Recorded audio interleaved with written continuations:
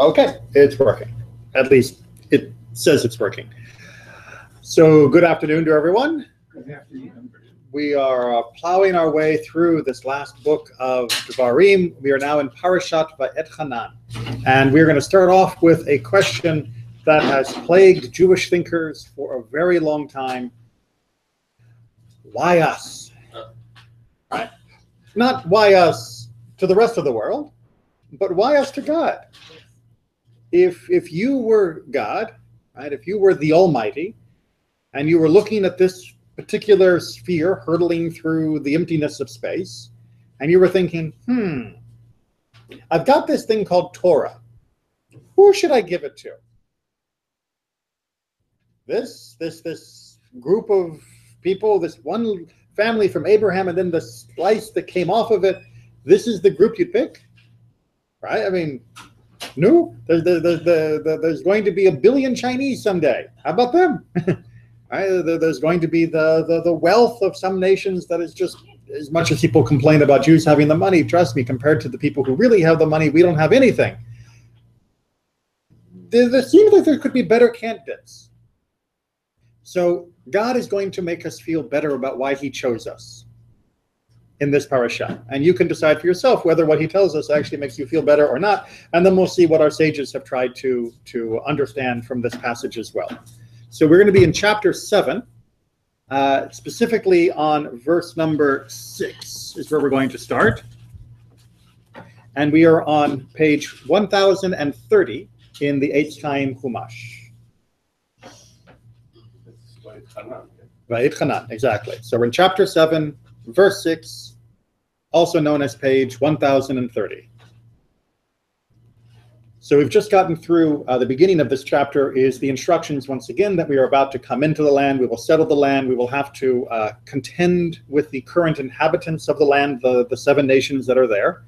And with all of that looming in front of us, God goes to reassure us. 1030. All right. Shall we get some reassurance? Well, let's see if we can. Okay. For you are a people consecrated to the Lord your God. All right. Am kadosh, right? You are a holy people. Right? Consecrated doesn't have the same feeling in English as holy. They mean the same thing, basically.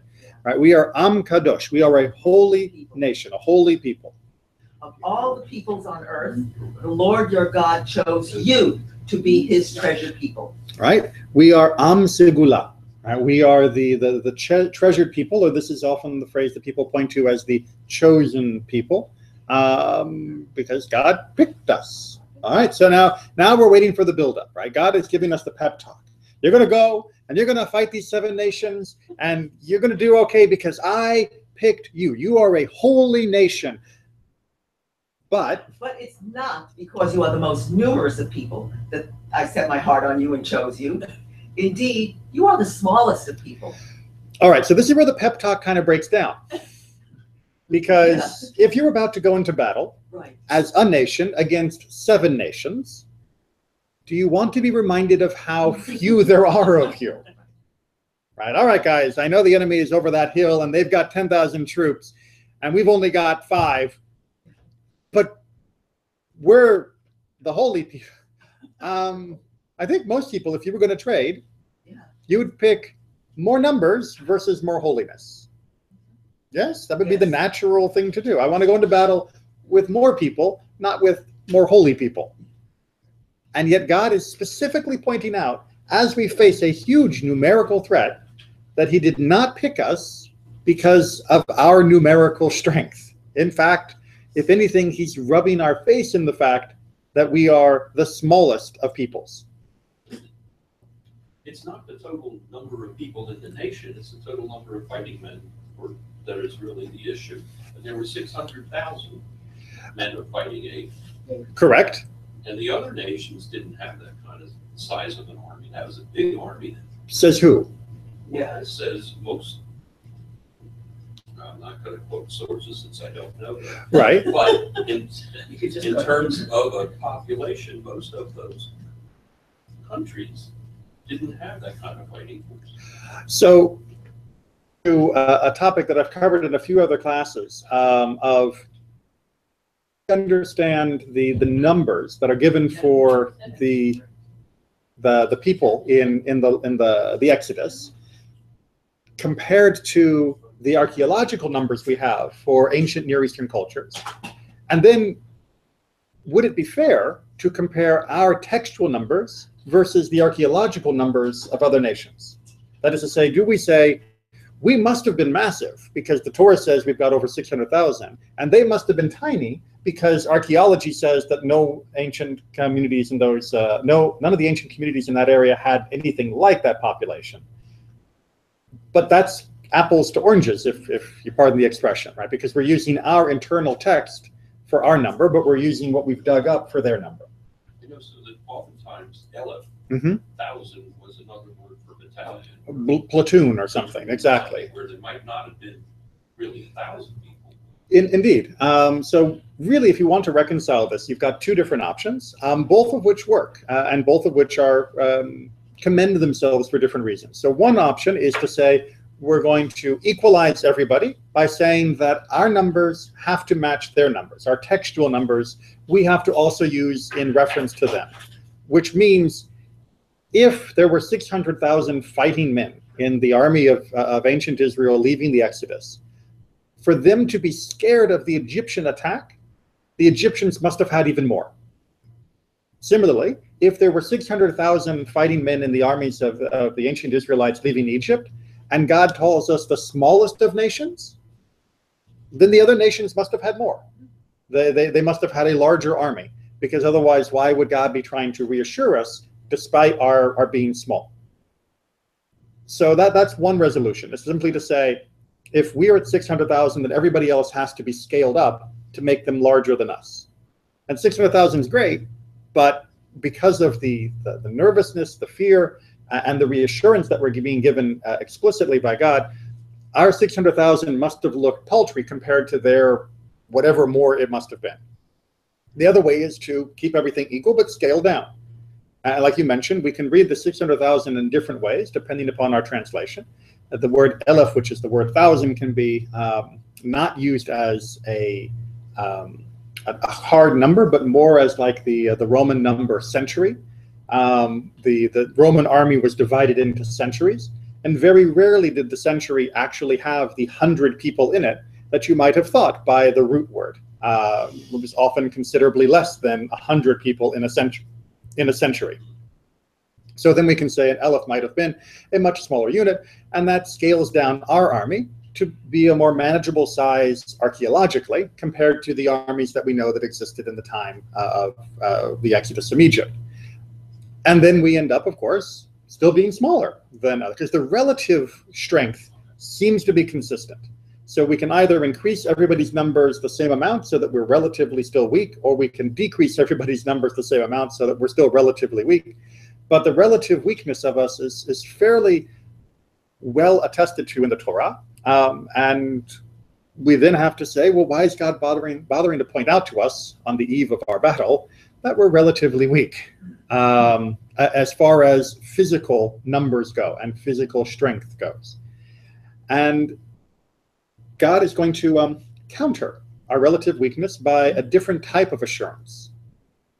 Rather than saying, you're the baddest warriors around, God is going to give us a different kind of pep talk.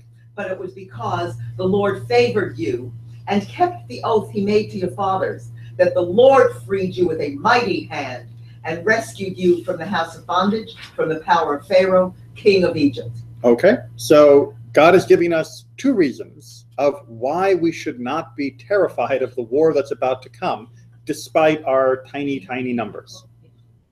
What are the two reasons?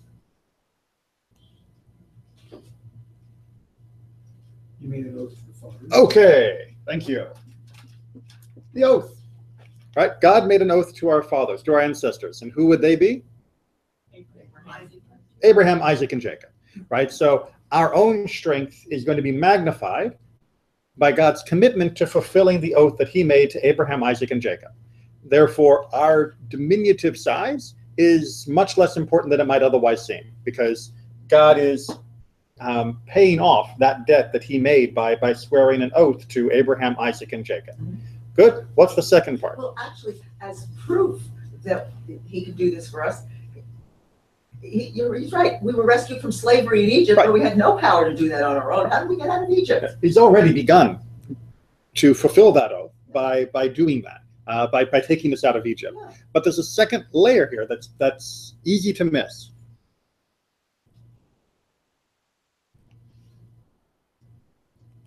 I'm gonna have to go back and do sentence diagramming again. All right, give me verse 8. But it was because the Lord favored you and kept the oath he made to your fathers. So you might have read that he favored you because he was keeping the oath to his fathers.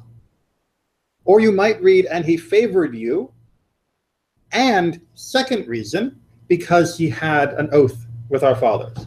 Are we being led out of Egypt and are we being strengthened just because God cares about our ancestors? Or does God actually love us? So we're his favorite children, and he doesn't like the Egyptians and the Canaanites as well. We're the favorites. So that's where the term favor or favorite gets really tricky in language. If you look in the Hebrew, the word is actually that God loves, right? Because of his love for you, right? For you meaning us, right? Somebody loves you. Somebody loves you. The favorite, And when makes it's- everybody else jealous. Well, and that has been an issue, That's right? an issue. Ironically, of course, given that every religion on the face of the earth believes they are in a favored position, either vis-a-vis their salvation, the God's graces, or the knowledge that they possess that no one else possesses. For some reason, we're the only ones who catch flack for that idea, That's right. which is definitely ironic, especially given that for most of history, the smallest of nations is a pretty good description of us. It's almost as though the nations that have been busy proclaiming their greatness are upset by our chutzpahdik notion that we might think too that God favor us because look who thinks they're somebody, when we weren't anybody. Well, even now, Israel is the smallest nation there in the Mideast. We've got all these big countries around us, and we have the chutzpah to think that we should stay there. It's just Whoa. awfully audacious. Yes. So this notion of God's love for us is something that we're going to have to dig into. So we have the oath and we have the love, but I want to keep going a little bit more because this is not done yet. Know, therefore, I'm in verse 9. Right. Know, therefore, that only the Lord your God is God, the steadfast God who keeps his covenant faithfully to the 1000th generation of those who love him and keep his commandments, but who instantly requites with destruction those who reject him. Never slow with those who reject him, but requiting them instantly. Therefore, observe faithfully the instruction, the laws and rules with which I charge you today. Okay. That's it. Again, God is an interesting essay writer. Well, because if I was helping a student writing an essay, I would actually say, that verse 9 through 11, that doesn't exactly follow on from the verses we just read. Right? God said, you may be the smallest, but I have put my heart upon you. I've tied myself to you. You are a treasured people. You are a holy people, and I love you, and I've made an oath to you. Therefore, do a bunch of stuff. When I talk to my kids or my wife or someone else about how much I love them or cherish them or want to be with them, I don't usually follow that up with demands. I usually follow it up by telling them what I'm going to do for them. But that's what he did. Right, but that Immediately with who I am. What's my credibility for making this oath in love? What good is that love to you? Because I am the real God. right. But I'll There's destroy you if you don't listen to me. right. There's definitely I some. will There's, help, but he says I will help you. No, Right. right. I'll also destroy you instantly. but that's the order of what he's saying, right? So he definitely follows it up with, here's my credentials, Right. right? I am God, and there's nothing else out there that is God, and I am consistent.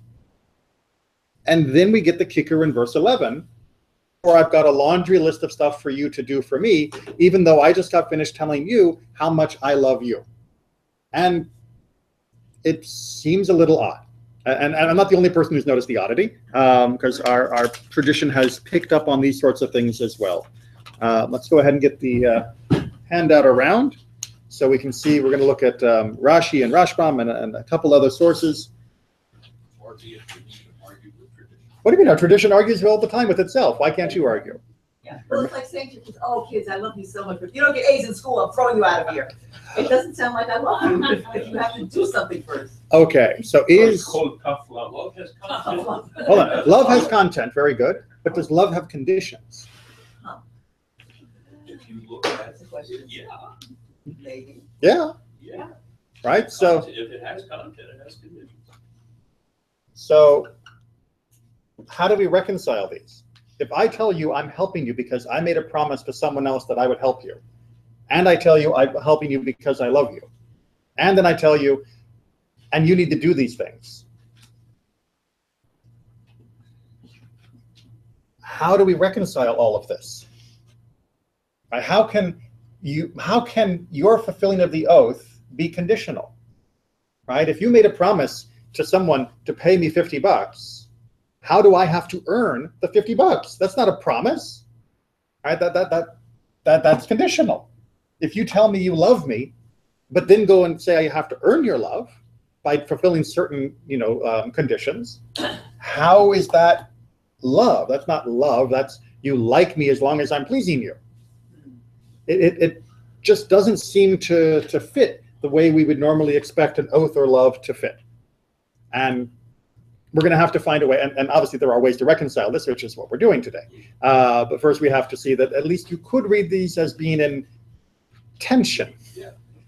And that is where we have to work our way through. All right, so first of all, let's get back to that. You are a little tiny people. And let's see how Rashi handles this. Verse 7 had said, "It is not because you are the most numerous of people." So Rashi says, not because of the multitude of your population. This is to be taken literally. Okay, so Rashi first off by saying, Yeah. what God is telling us is the truth, right? That we are tiny. But that's not the only way you could read it. It can be taken literally, but there's also a midrashic interpretation. Because you don't magnify yourself by boasting when I shower you with goodness, therefore did Adonai delight in you. Right, so what does it mean to say that we are the small group of people? It meant that we're the modest group of people, right? How much were you puffing up when we were reading the first few sentences of Am Kadosh, Am Segula, right? You are a holy nation. You are a treasured nation. And we're all feeling pretty good at that.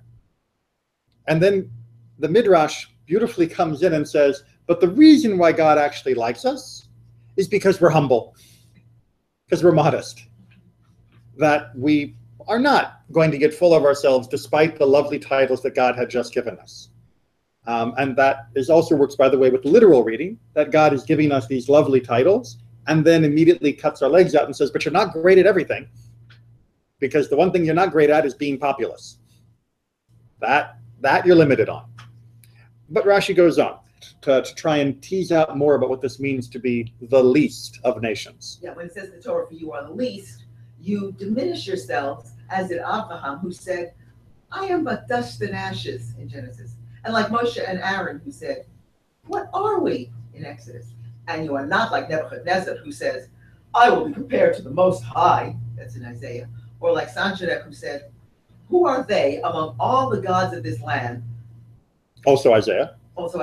Or like Hiram, who said, I am a god, in the seat of God I sit. In Ezekiel. All right, so the sages went through the Tanakh and said, well, how do other nations talk about themselves? How do they compare themselves to what's around them? And they found these three examples of mighty people from other nations. And these three examples are compared to the example of three mighty Jews, Abraham, Moshe, and Aharon. And we seem to have a little bit more humility. And indeed, if you look at not just the recordings of our texts about other people, whom you might doubt the veracity of, but if you look at the inscriptions on the obelisks and temples of Egypt, or on the gates of Assyria, or in the inscriptions of Babylon or Persia or Rome, or the Greeks, modesty isn't the first word that leaps to mind. Right? They all proclaimed themselves to be the greatest and most wonderful and amazing and treasured of all things. And diminishing themselves is not a common characteristic. This seems to be something that was very rare for nations to say about themselves, to say something that was at all of lessening in a public forum, in a public statement. You know, behind closed doors, they might be honestly appraising their military compared to their neighbors, but out in the open, they are the best thing ever.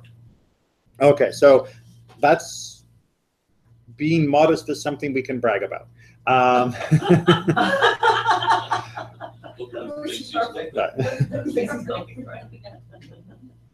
Okay, but let's go down now to verse 9, where we begin to get this more conditional relationship between us and God. And in verse 9, God said he keeps his covenant with those who love him. Those who love him, that means they obey God's commandments out of love. All right, so as Michael had already said, love has content. And in this case, the content is the fulfillment of the commandments. But doing the commandments in a particular way is what's being discussed here, which is you follow God's commandments because you love God. And therefore, you want to fulfill the commandments. As opposed to the second half, which is for those who keep his commandments, and that is referring to those who do so out of fear. Right? So God is saying that he is there for those who love him, and he is there for those who keep his commandments. And in both cases, the operative is keeping the commandments. What's different between the two cases is those who keep the commandments out of love and those who keep the commandments out of fear.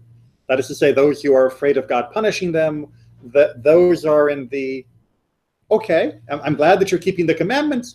Let's work on your motivation a little. Right? Not exactly the best reason, but it is still a reason, and you're still keeping the commandments, and so God will still conditionally be very positive towards you. Make sense? Okay. But what about the opposite side? Verse 10, he pays his enemy to his face. I don't know if that means he requites with destruction. Yes. Those who reject him. What is it? Requites with destruction. Right, because the translation that I have on the handout is a more literal capture of the Hebrew. Right, and so in verse 10, the translation uses the term instantly instead of the phrase to his face. And it does it with destruction, destroys those who. Mm-hmm. During his lifetime, he rewards him for his good deeds in order to destroy him from the world to come. Right, because you might think you're paying back those who hate God to their face. You might think that was a weird phrase, right? I pay back people who do nice things to me, right? Isn't that what it means to pay someone? To compensate them for what they've done? And Rashi says yes. And for those bad people, those that hate God, they get paid back for whatever good things they do. But they get that payment now. Because that way, they don't have any outstanding debts to be collected in the world to come. And so for the world to come, they can just simply be dust. We had a good example of that. Yes. Last parasha with Gog. Mm-hmm. Yeah. Gog did one good thing in his life, advising Abraham that Lot was taken into as a captive, right? Yeah. Right. Remember we talked about that when we were talking about the giants. The idea right, the idea that Gog had done something nice. I'm sorry. That Og had done something nice because he was the one who had escaped that came and told Avram that Lot had been taken captive by the kings of that had attacked Sodom and Gomorrah, and therefore he had to be paid back. And once having been paid back, God had cleared his debt to this person and now could deal with him according to the bulk of his behavior, which was bad. Right? It's kind of like imagine someone who was dealing honestly with someone who had been obnoxious to them. And that obnoxious person had once helped them get their car out of the mud, right? Okay, so you helped me once get my car out of the mud. I am going to pay you back for the kindness that you gave me when you helped me get my car out of the mud. And then I will destroy you for everything else that you have done to me. I'm not going to forget that you got my car out of the mud, right? That absolutely. Here is your reward for helping me with my car in the mud. And here is your reward for everything else. And that's the way Rashi is reading it, that God is saying to the people that hate him, right? Because it's important to remember that we're not just talking about people who or who fail to live up to all the commandments. We're literally talking about those that, the term they use here is reject, but the literal Hebrew is those that hate him, meaning those that hate God. God is saying to them, look, you may do a few good things throughout your life, but if your intrinsic nature is to hate that which is God, meaning that which is good, then you'll receive your payback for the good stuff here. God's going to actually say, all right, you know what? You were kind to your parents. Very good. Here, have your reward in this life for being kind to your parents. That way, when you're dead, I don't have to worry about paying you back for any good things you did. I can just let you be dust. And no one can say I was unfair because I gave you a reward for the smattering of good deeds that you did in this world. Make sense? That sort of explains why you see, like, Nebuchadnezzar or any of these people who are kings are killing people, but they're able to keep power. They still continue on because what he's saying is in the world to come, you're going to be dust. Exactly. For now, you can get rewards in this world because sometimes you do something nice. Right.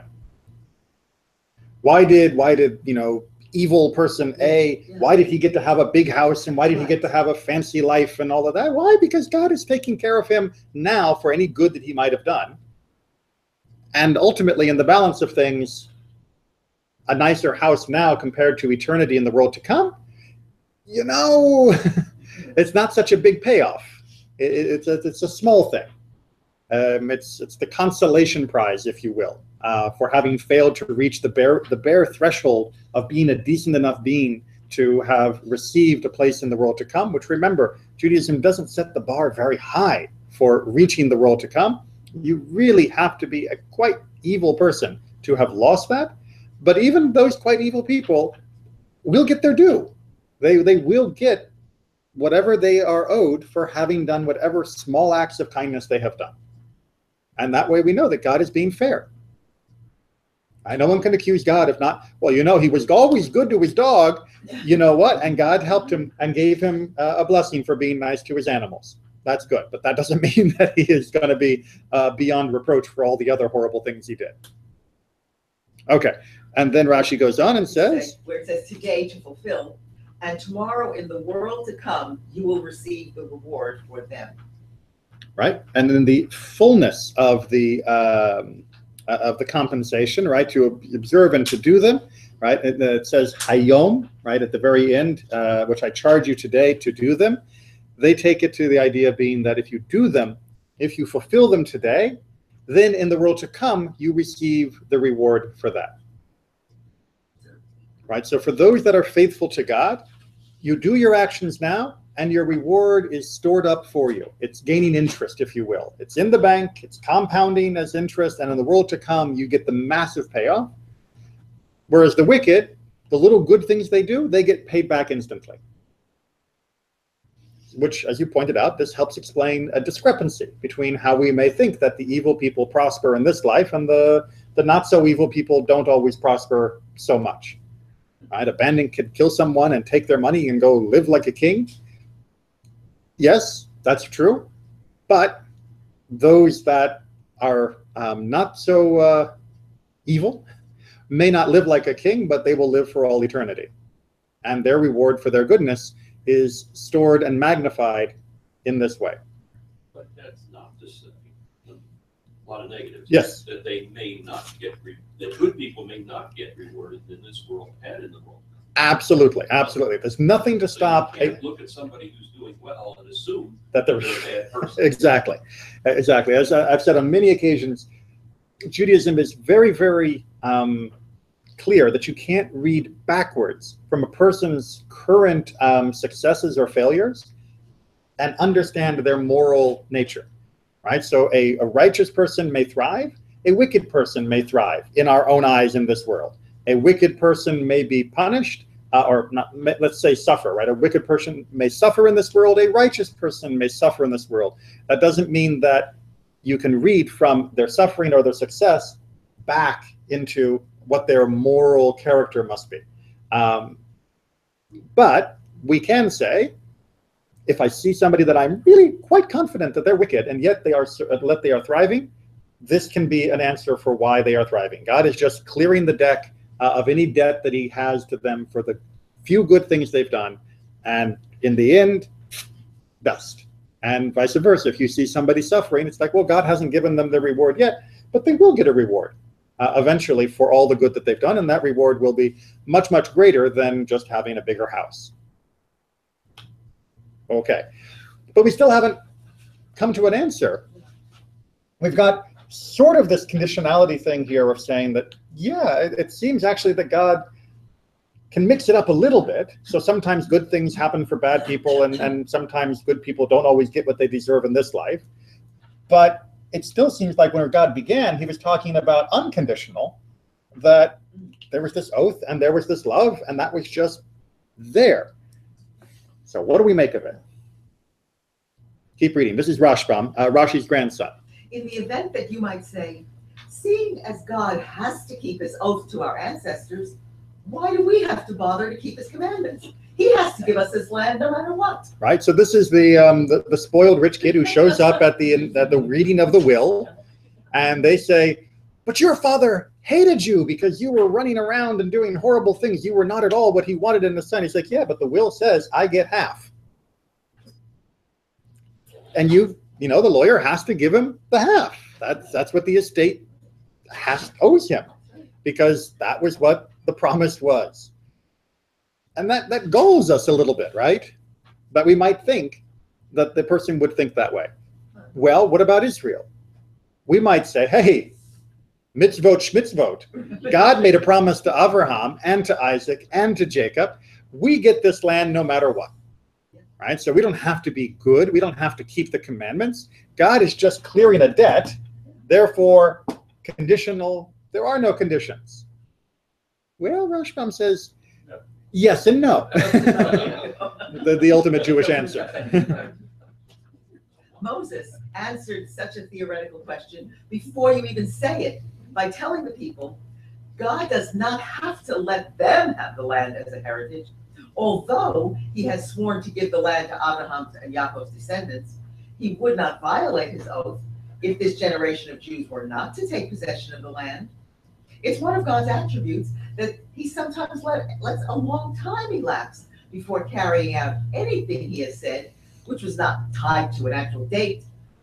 Just as he remembers loving kindness performed by his creatures for 1,000 generations, so, not lapsing, any reward due to the descendants of a deserving ancestor, he may decide that you are the generation which will be the beneficiary of the promise and the oath mentioned.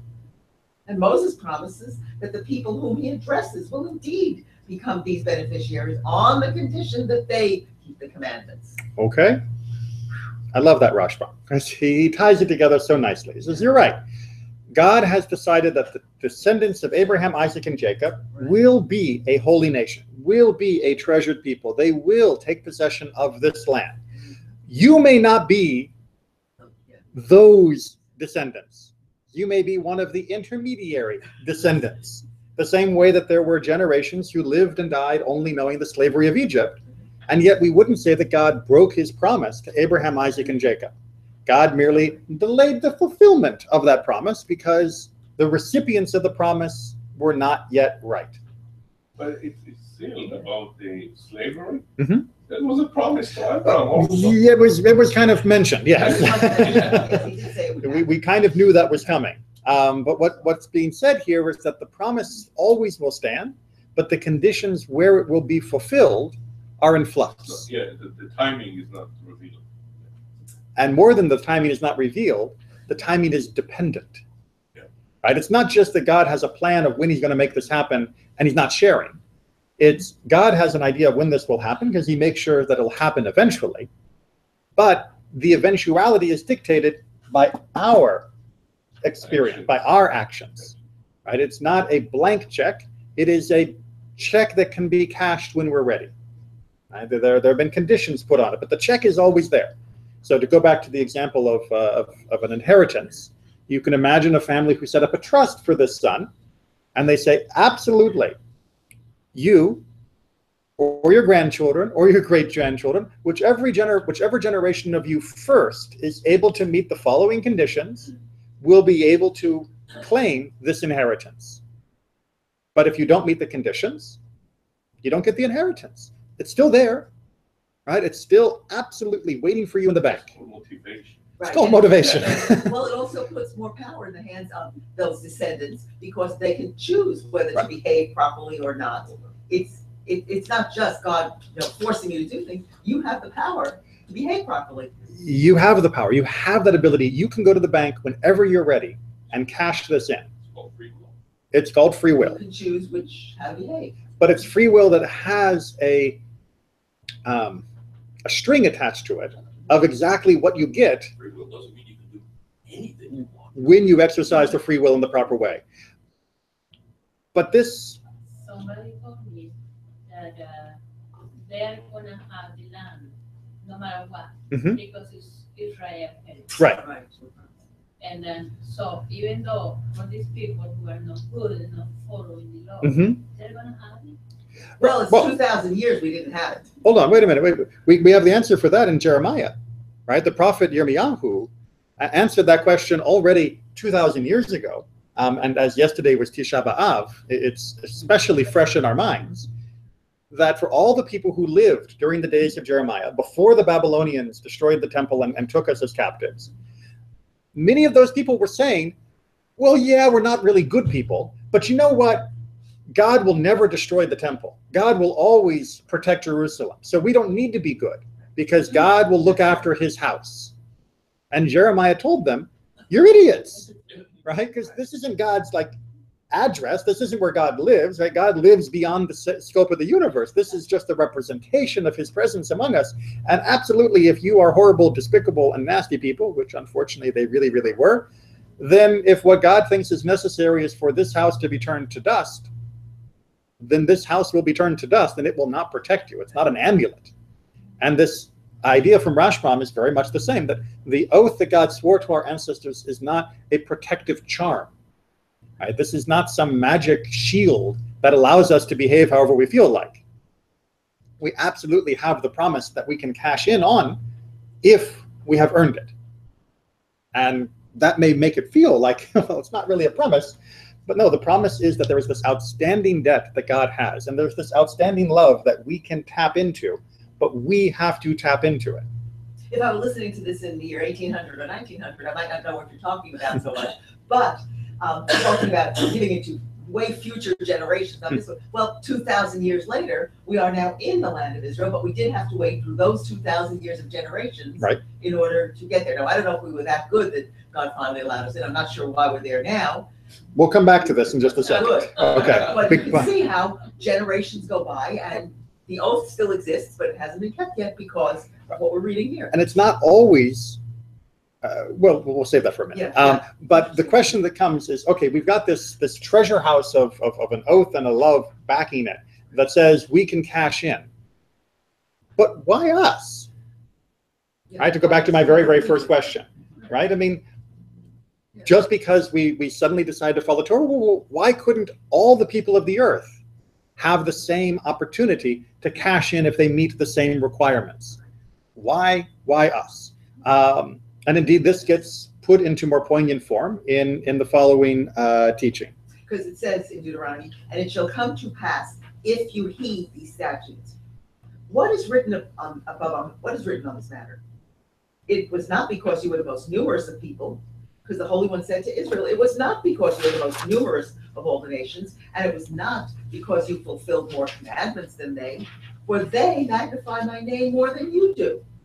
Thus it is stated. And this is from the prophet Malachi.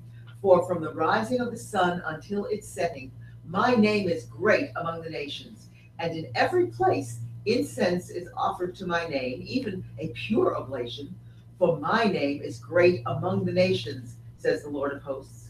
But you desecrate it when you say the table of the Lord is defiled, and its special food is treated with scorn.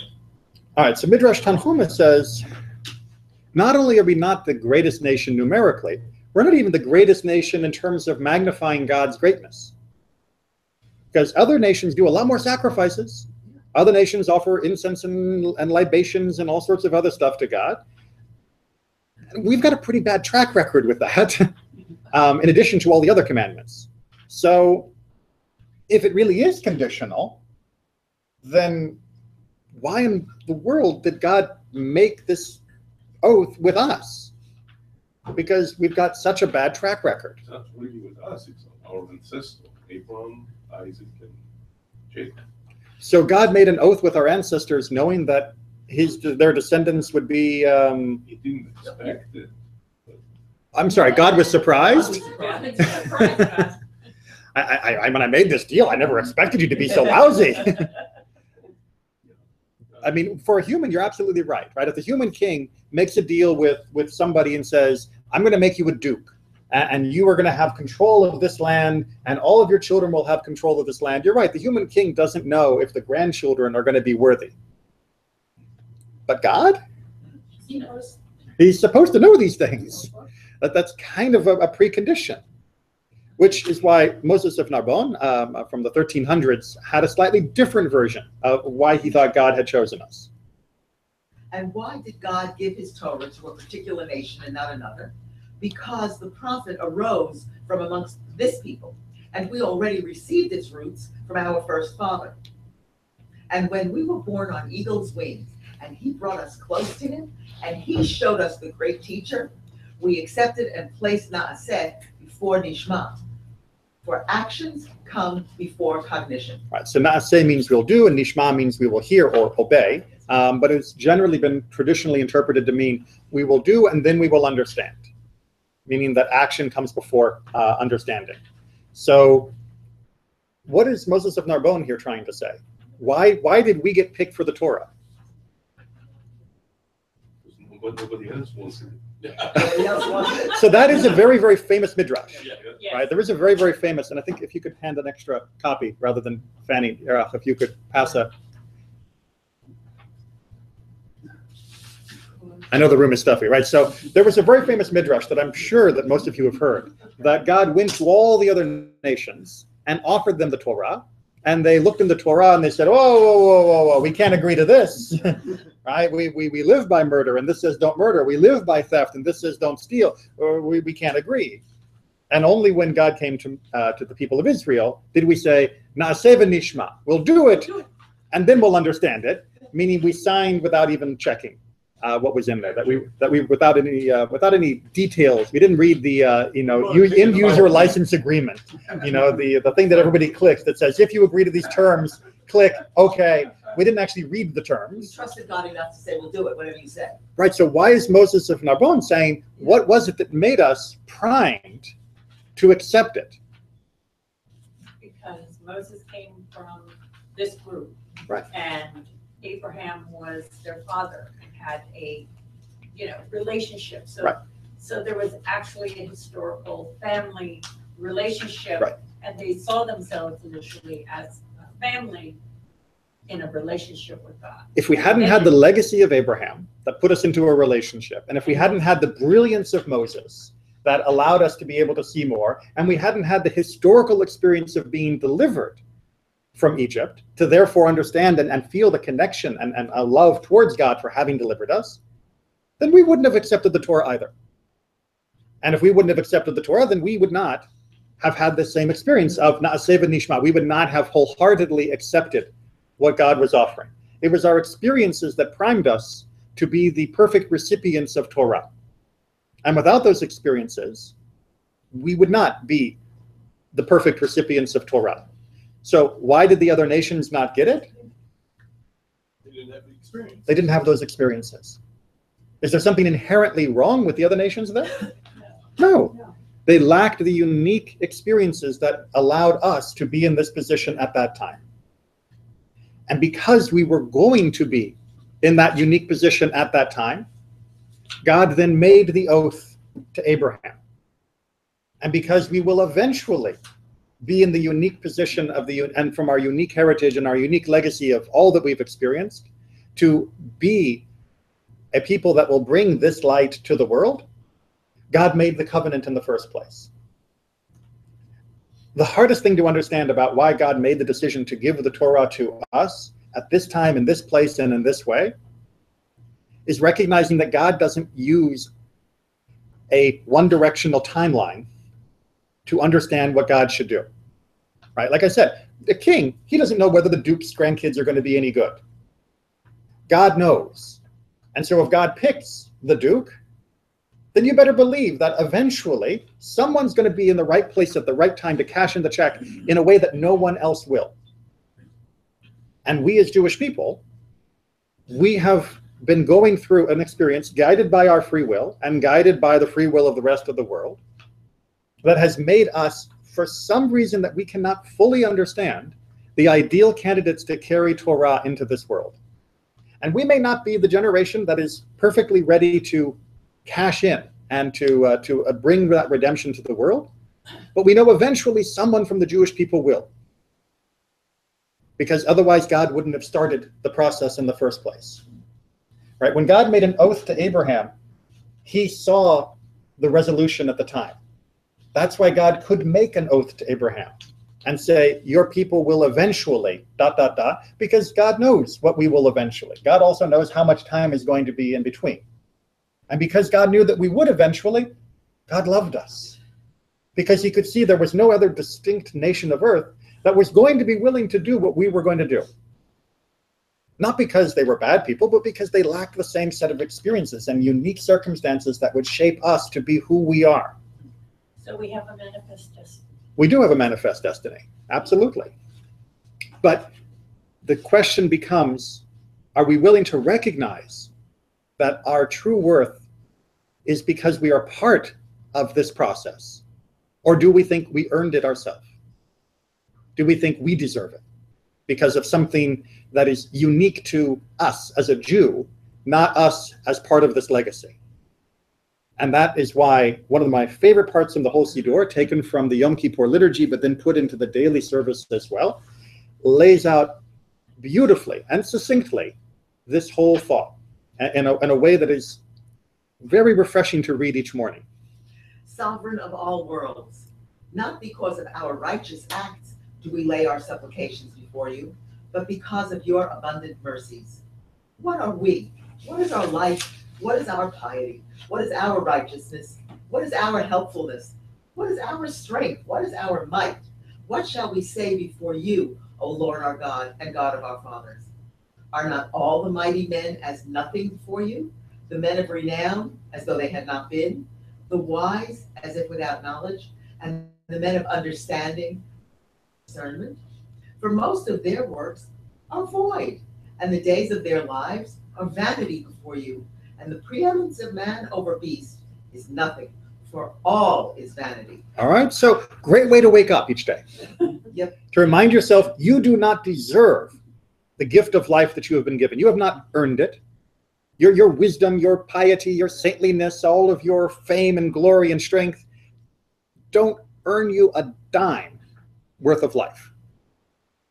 You and an animal, you both have the same claim to existence in and of itself, right? Your existence does not, your essence does not demand your existence.